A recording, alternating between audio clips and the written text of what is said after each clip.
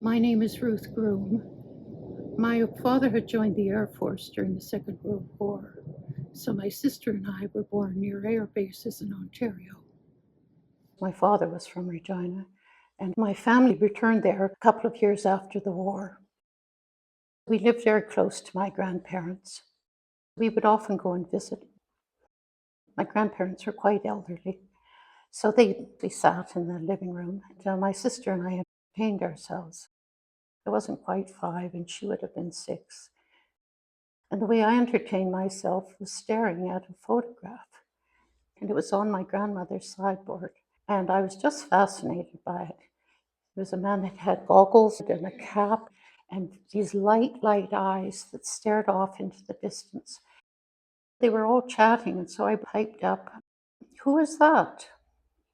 And there was just suddenly this dead silence in the room, just everybody still. And finally, my father's voice said, it didn't sound like it was even attached to him.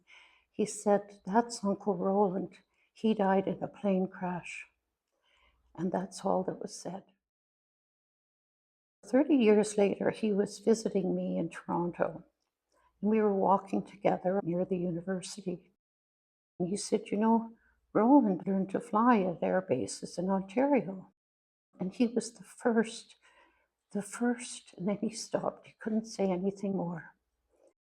I had learned that he'd been the first licensed commercial pilot in the country, so he was known for flying. But what entranced me were the photographs that were taken by Roland at air bases in Ontario.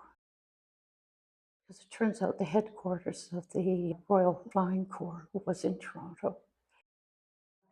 He went to Camp Borden, then he went to Camp Mohawk. He was at Camp Leaside in Toronto. I was living in the annex, and so I recognized the places, and then I saw the vibrant young man in those photographs and how animated he was. He enjoyed flying, enjoyed the human comedy. It was just inspiring, and it took me on a whole journey following his career from those bases in Ontario, then out west, where he developed his career, to reading all of the newspaper articles that described his career.